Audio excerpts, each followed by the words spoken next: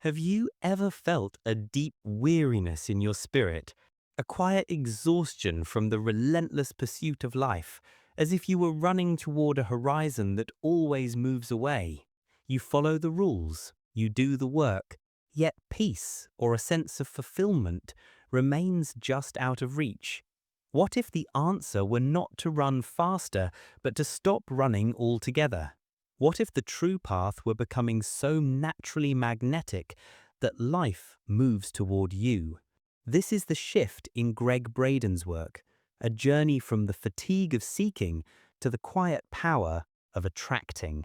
Have you ever felt a deep weariness settle into your spirit, a profound exhaustion that comes not from a lack of effort, but from the relentless pursuit of life itself? It is the quiet ache that comes from constantly chasing goals, connections, and a sense of well-being that seems to remain just beyond your grasp.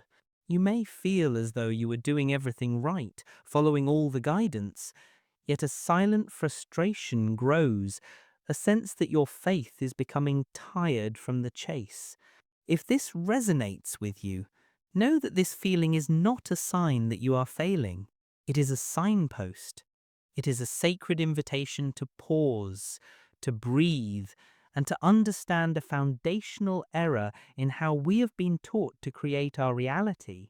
We have been led to believe that we must seek what we desire, but the language of the quantum field, what Gregg Braden so elegantly calls the divine matrix, is not of seeking, but of being. To chase something, no matter how noble the intention, is to broadcast a powerful and clear signal of its absence into the universe. The field, in its infinite and impersonal intelligence, does not give us what we want. It simply and faithfully reflects back to us who we are being in each and every moment. It mirrors the state from which we are broadcasting, not responding to our words of request, but to the silent assumptions of our feelings. The work of Dr. Joe Dispenza in neuroscience provides a beautiful and practical bridge to this understanding, showing us that our personality, which is simply how we consistently think, act, and feel, creates our personal reality. Therefore, to become truly magnetic is not about learning a new outward technique. It is about fundamentally changing our internal electromagnetic signature. It is a courageous journey of moving from a state of broadcasting the past to embodying the clear, coherent signal of a future that already exists as a potential in the quantum field. This is not about adding another task to your list of things to do. This is about decoding the very physiology and the quiet energetics of becoming, and learning to be so magnetic that the things you once pursued begin to find their way to you. We are often given the spiritual advice to simply raise our vibration, and perhaps you have sincerely tried to follow this guidance. Yet this phrase can feel so vague, so abstract, that it leads to a quiet sense of confusion and even personal failure when we do not see the results we long for. What does it truly mean to change your energy on a level that your body can understand and the universe can respond to? The answer begins not in the busy corridors of the mind, but in the silent, rhythmic chamber of the heart. Science is now able to measure what ancient wisdom traditions have always known as truth. The human heart generates a powerful electromagnetic field, thousands of times stronger than that of the brain. This field is the true transmitter of your energetic signature to the world. This is not a hopeful metaphor, it is measurable physics. This is where the insight offered by Gregg Braden becomes a profound game changer for so many. True magnetism is not a strenuous mental exercise of forcing positive thoughts over a foundation of fear or anxiety. It is a biological state of what is called heart-brain coherence. When your heart and your brain are in a synchronized, harmonious rhythm, you broadcast a powerful, clear, and coherent signal into the quantum field. Trying to think positive thoughts while your body is feeling the familiar unease of scarcity or worry creates an incoherent, static-filled signal. It is a prayer spoken in two different languages at once, and the universe, which only responds to clarity, cannot interpret the message. The invitation, then, is to gently shift our center of awareness from the head to the heart, even for a few moments each day. You might explore this through a simple, immediate practice. 3 times a day for just 60 seconds, consciously move your attention from the stream of thoughts in your mind into the physical space of your chest. Slow your breathing and gently focus on a feeling of gratitude or simple appreciation, even if you feel you have no specific reason for it.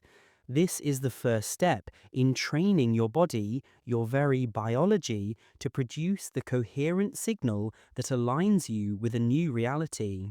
To understand this shift, consider the image of a lighthouse standing on the shore. A lighthouse does not run along the coastline, frantically chasing after ships to guide them home. It remains still. It stays anchored to its foundation, and it radiates its light consistently from its center, sending a clear and steady signal into the darkness. The ships, in turn, are naturally and effortlessly drawn to its guiding light. Your task is not to chase your desires, it is to become the lighthouse. Have you ever experienced that deep internal contradiction of consciously affirming a new reality, one of abundance, of health, of love, while your body seems to be living in another time, resonating with the familiar and painful sting of lack? It can be one of the most frustrating parts of this journey, feeling as though your body has a mind of its own, locked in old patterns and stubbornly rejecting the very future you are trying to create. This experience is not a sign of your weakness, it is a sign that there is a deeper programming at play, an invisible anchor holding you to a past that is no longer you. Here, the work of Dr. Joe Dispenza offers us profound clarity, explaining that through years of repeated thoughts and feelings, the body can literally become the subconscious mind. It can become chemically accustomed, even addicted, to the familiar emotional states of our past, be it anxiety, unworthiness, or frustration. This creates a baseline frequency, a familiar state of being that silently and powerfully overrides our conscious intentions, no matter how sincere they are. This is why it can feel so difficult to sustain a new, elevated state. The body, in its conditioned memory, keeps pulling you back to what feels normal. This leads us to an uncomfortable, yet ultimately liberating truth. The reason things may not be coming to you is because your body's electromagnetic signature is often a precise, faithful record of your emotional history. You may be asking for a new future with your words and thoughts, but your body is broadcasting a perfect replay of yesterday's feelings. This is the very source of what we call self-sabotage. It is not that you are consciously choosing it, it is that your body's broadcast is stuck on a station that only plays songs of the past. The way to begin changing this is not through force, but through gentle awareness. When you notice that familiar negative emotion arising within you, the invitation is to not fight it or suppress it. Instead, you can simply and calmly name it, as if you were a neutral observer. Ah, there is the feeling of lack, or I recognize the feeling of unworthiness. By observing it as a neurological pattern rather than identifying with it as who you are, you begin to dissolve its power over you. You reclaim your energy from the past and bring it back to the present moment, which is the only place where you can create a new future. Think of your being as a radio transmitter. Your conscious mind is trying with all its might to tune into the frequency of abundance, but the transmitter itself, your body, is rusted and stuck on the old station of not enough. Our work, then, is not to shout louder at the radio in frustration. It is to carefully, patiently, and with great compassion begin to repair the transmitter itself. There's some common advice in the world of personal growth that can be deeply damaging, and it often sounds like this: just feel good or force yourself to feel it now. This idea, though perhaps well intentioned, frequently creates a silent internal war where the analytical mind tries to bully the heart into submission. The result is not a state of genuine magnetism, but one of more stress, more inner conflict, and more incoherence, leaving you feeling even more like a failure when you cannot simply will yourself into a state of joy. This internal battle is exhausting, and it is based on a fundamental misunderstanding of how our bodies work. The truth is that our feelings are largely governed by a different system of intelligence within us, the autonomic nervous system. Trying to command a feeling with the logical mind is like trying to consciously tell your heart how to beat or your lungs how to breathe. It operates from a different level of your being. True elevated emotions are not summoned by force. They arise from a state of inner alignment.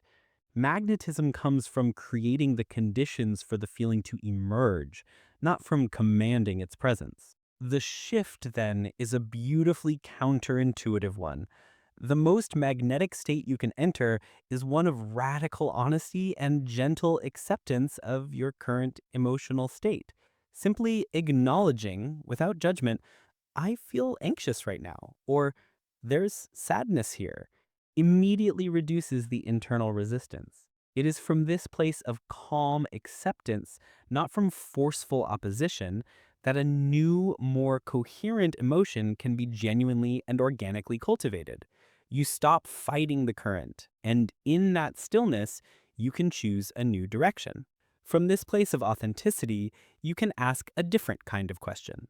Instead of trying to force a feeling of abundance, you might gently ask yourself, how would the person who has what I desire behave today? Would they be a little more generous with their time? Would they be more relaxed in their body? Would they be more present with the beauty around them? You can begin to embody these states of being through your actions, and you will find that the feeling you seek will often follow the action, not the other way around. Consider the wisdom of a gardener with a seed. A gardener cannot shout at a seed to make it grow. They cannot force it to bloom. Their only role is to create the ideal conditions, the right soil, the right amount of water, and the right light. Your analytical mind cannot force the seed of your desire to blossom. Your true role is to gently and patiently cultivate the coherent, loving internal environment of your heart. The feeling, like the flower, will then sprout naturally in its own time. We so often communicate our deepest desires through the language of words, logic, and detailed mental images. We speak our affirmations and craft our vision boards with great sincerity, yet we may find that the universe remains silent.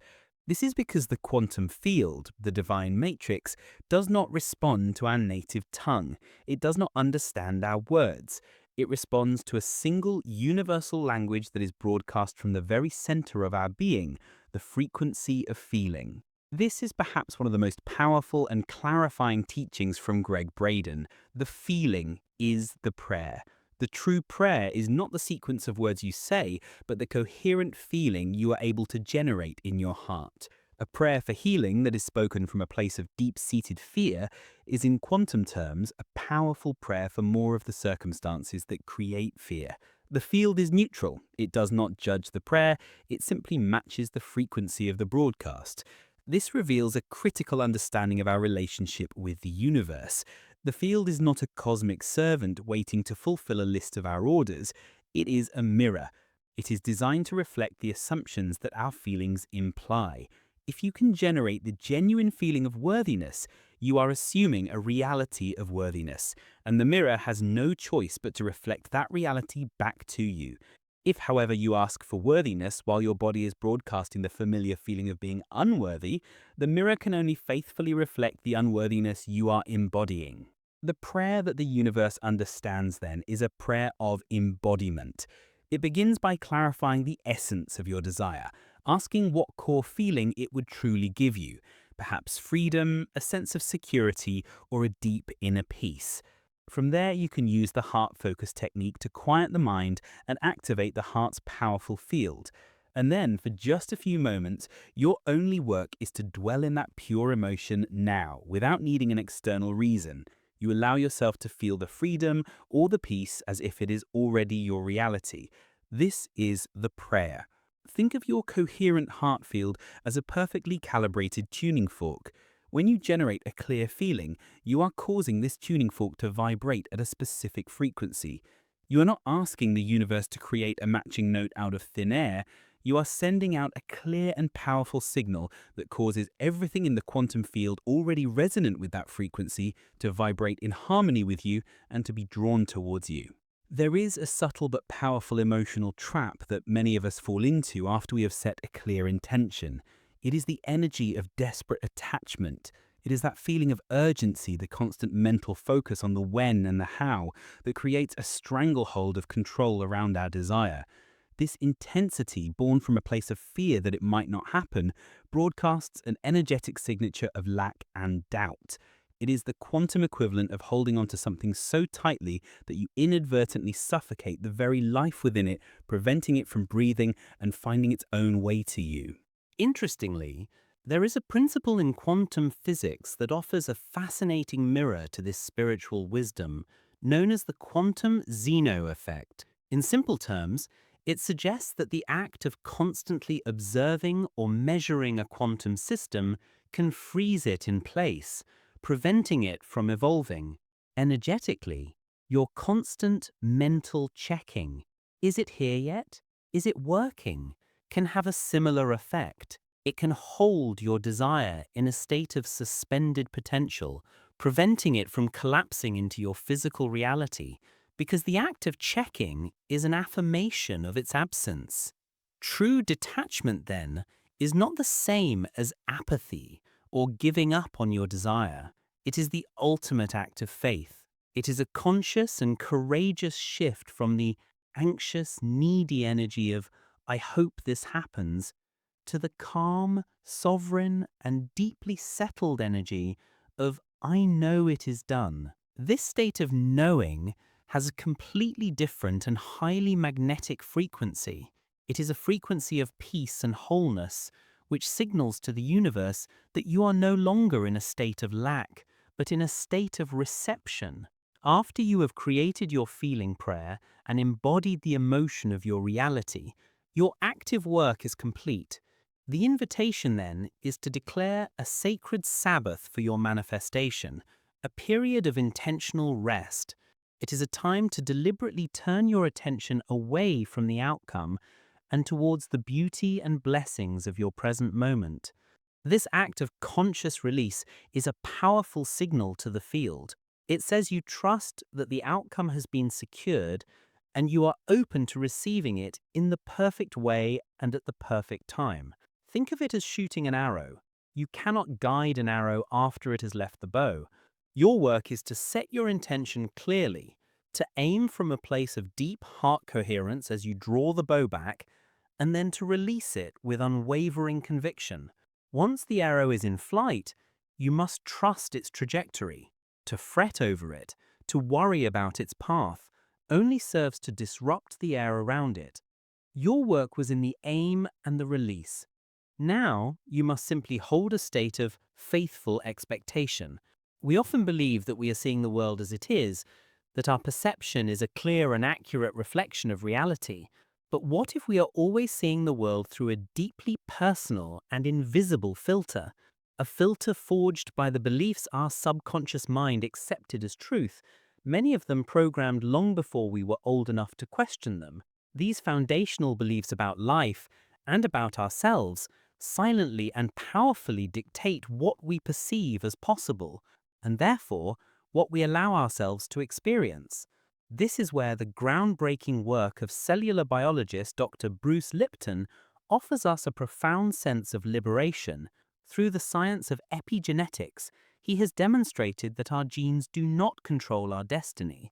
They are more like blueprints, and it is our perception of the environment that acts as the contractor, selecting which blueprints to read. Your cells are constantly listening to your perception of the world. A perception of a world that is threatening and unsafe creates a biology of defense and contraction. But a perception of a world that is loving and safe creates a biology of growth and openness. This leads us to a life-altering insight. You are not necessarily attracting what you want with your conscious mind, you are attracting what your subconscious beliefs confirm is true. Your magnetic field is configured to attract experiences and situations that provide evidence for your deepest beliefs. If deep down you hold a belief that you are unworthy of true love or abundance, you will unconsciously be drawn to and attract situations that validate this very belief, no matter how much you may affirm the opposite.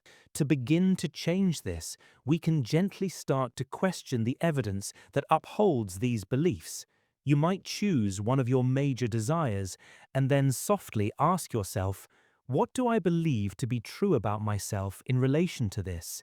Allow the answer to surface without judgment. Then, like a gentle and curious detective, ask, where is the absolute, unshakable proof that this belief is 100% true today? You will often discover that what felt like a hard fact is actually built on old interpretations, not on the solid ground of your present reality.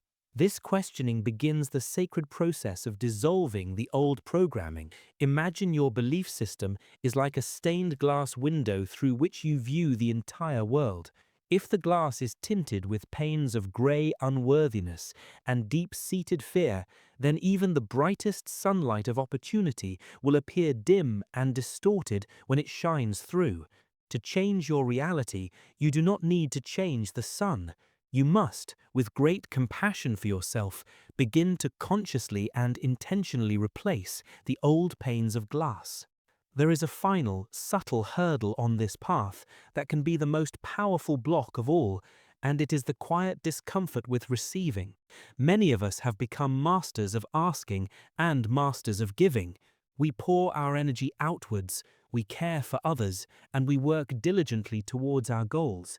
Yet when the universe finally delivers an opportunity, a genuine compliment, or an unexpected gift, a deep and reflexive discomfort arises.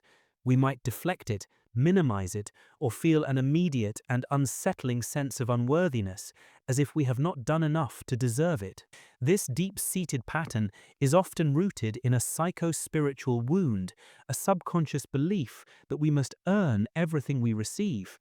Unsolicited grace, effortless manifestation, or simple ease can feel deeply suspicious or undeserved to a nervous system that has been conditioned to equate value with effort and struggle. We may have been taught that to receive without first giving is selfish, and so we unconsciously block the very blessings we have been asking for, believing on some level that we are not yet worthy of them. It is necessary, then, to reframe our understanding. Learning to receive is not a passive act, it is an active and courageous skill that requires conscious presence. It means allowing yourself to fully accept a compliment with a simple and open "thank you," instead of immediately offering one in return or explaining it away. It means allowing someone to help you without feeling the immediate burden of guilt or indebtedness. Every single act of gracious receiving strengthens your magnetism muscle and sends a new signal to the universe that you are finally ready to accept the good that is trying to find you.